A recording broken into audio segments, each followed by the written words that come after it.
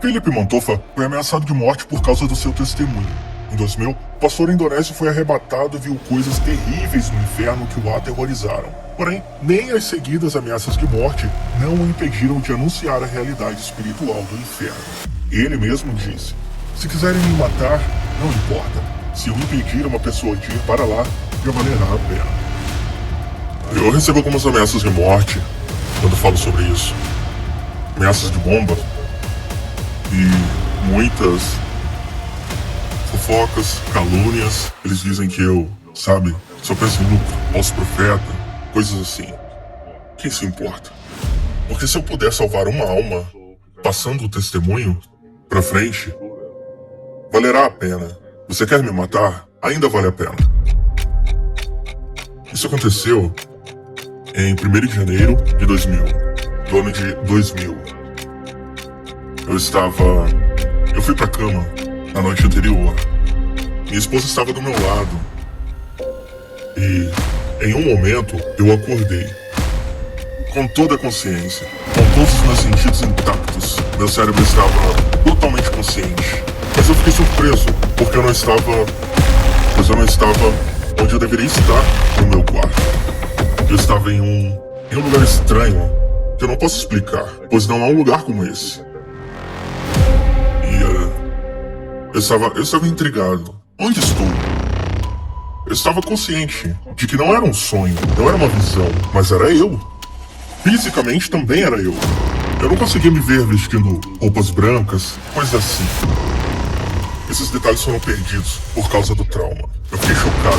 Eu ouvi uma voz atrás de mim, mas eu não conseguia virar o pescoço, sabe, pra direita, pra esquerda. Mas tinha uma voz atrás de mim, porque eu tenho comunhão com aquela voz ao ler a Bíblia todos os dias. Então eu sabia quem era. E aquela voz era do meu mestre, Jesus Cristo, me dizendo: "Você está aqui porque eu quero. Vá em frente, ande, eu te guiarei. Eu vou te mostrar algo. Para contar a outras pessoas. Apenas siga em frente." Foi um caminho muito longo. Padrões muito longos, era muito abafado, sem ar, sem vento soprando, e era muito pesado. Eu acho que o próprio fedor poderia matar você, literalmente, nessa vida. Mas eu sabia que estava em boas mãos, e eu segui em frente. Eu disse: "O que o senhor está tentando me mostrar? Me tire daqui, sabe? Me tire daqui." Você sente tudo, sua pele, você sente tudo. E finalmente eu cheguei em um lugar. Ele me levou a um lugar enorme. Não há nada parecido com aquilo. Nada parecido com aquilo. O que quer que eu diga, apenas está longe de ser comparado a qualquer coisa que vimos nesta vida terrena. E aquilo era tão largo, tão amplo, e havia escritos sobrenaturais acima dele. É incrível até poder lê-lo, porque é tão longe, é tão largo e alto, e é uma porta. E estava escrito. Quando Deus tocou meus olhos, eu fui capaz de interpretar o que estava escrito. Era algo como o Vale da Morte e da Tortura. E uma voz atrás de mim disse: "Abra a porta." E eu disse: "Eu tenho medo de abrir a porta." Ela era tão enferrujada que poderia machucar a minha mão. Porque aquilo não era espiritual, quer dizer, não era visão, era mais do que algo físico. Então, eu não vou tocar em portas assim, vai machucar minha mão. Mas antes de tocar na porta, ela se abriu. E quando ela se abriu, isso parte tanto do meu coração. Eu podia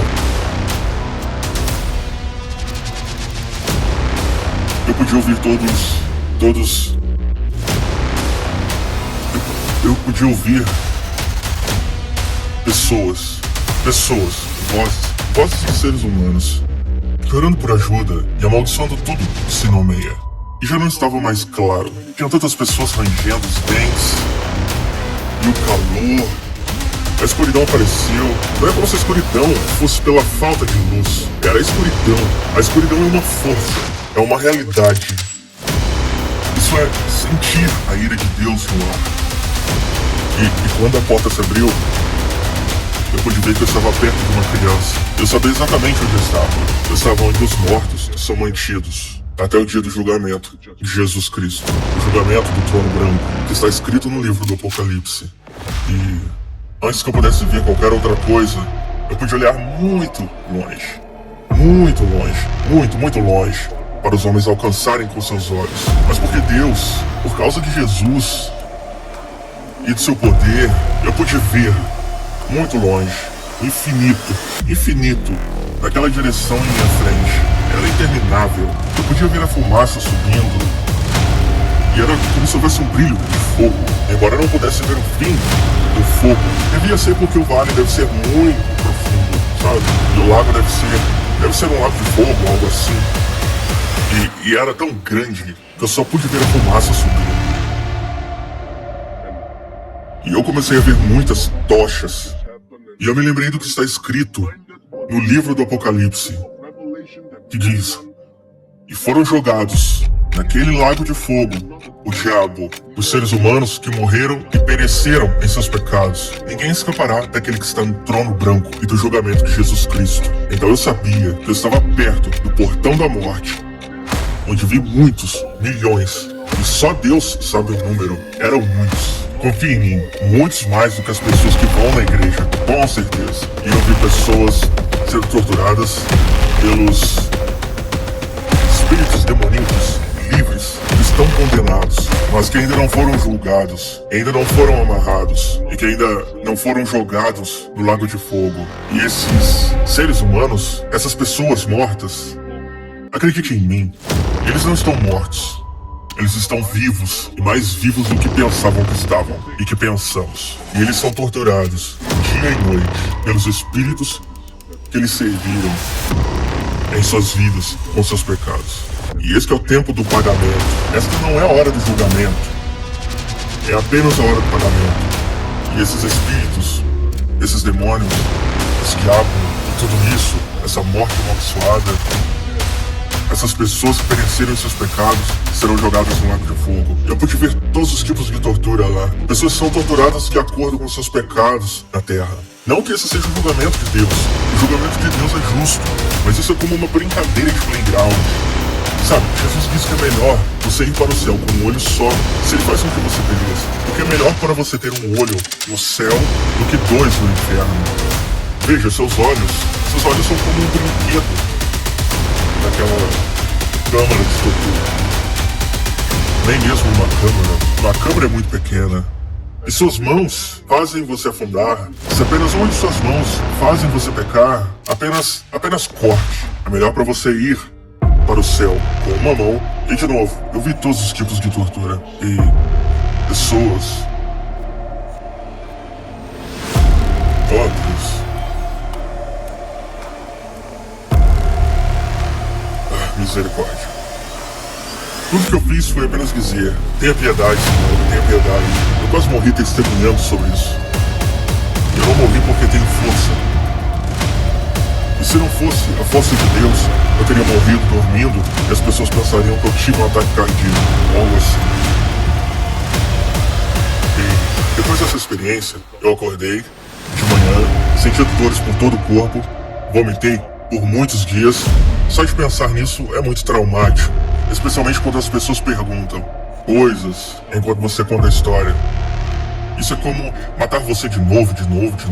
E 9 meses depois disso, eu fiz a primeira cruzada. E foi depois de muita barganha com Deus.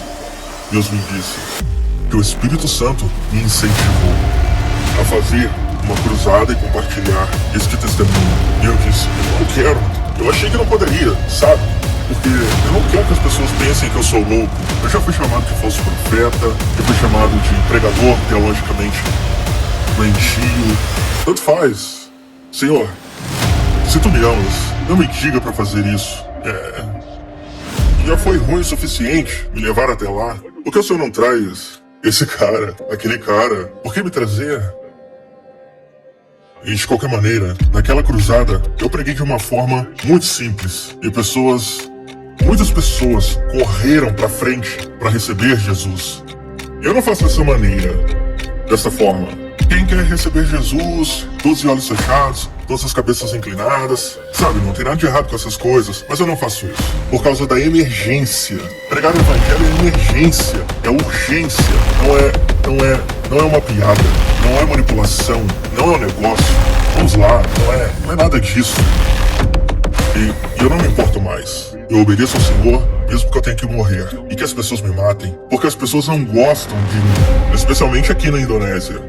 Se eu puder salvar uma pessoa de ir para lá, não eu, mas Cristo pode salvar através do meu testemunho, através da palavra de Deus, tudo vale a pena. E as pessoas simplesmente correram e receberam Jesus. Eu vi cerca de 7 jovens ali em cima no segundo andar, enquanto ouviam meu sermão. Eles estavam brincando uns com os outros enquanto eu estava compartilhando isso. Enquanto eu fazia o chamado para o altar, as pessoas simplesmente se aproximaram em alguns segundos, pois eu não lhes dou muito tempo. E essas 7 pessoas apenas conversavam umas com as outras, aparentemente como se estivessem zombando do meu testemunho. Sabe, eu não levo essas coisas pro lado pessoal, porque não é a mim que eles rejeitam. De repente, eu tive minha primeira visão nessa cruzada. Eu tive uma visão dessas 7 pessoas voluntariamente, de mãos dadas, pulando no lago de fogo. E isso partiu o meu coração. Embora cerca de milhares de pessoas tenham ouvido a Cristo naquelas 3 noites de cruzada, ainda assim, isso não conseguiu curar meu coração. Eu sabia que essas 7 pessoas endureceram seus corações. E eu não acho que nenhuma outra cruzada, ou qualquer outro esforço de testemunho de seus amigos, se eles ouviram algo tão duro como o inferno e não puderam mudar, eles não mudarão de forma alguma. É como dizem as pessoas no mundo ocidental. O inferno é uma fantasia. É apenas uma palavra. Vá para o inferno. Você sabe o que está falando? O inferno é como se fosse apenas uma história, sabe? Que não é real. É inventada. Cabe a todos nós em acreditar. Mas eu sempre tenho essa crença, e eu compartilho isso. Acredite ou não, minhas mãos estão limpas. Se as pessoas acreditam ou não, suas crenças não estão sob meu controle. Desde que minhas mãos estejam limpas.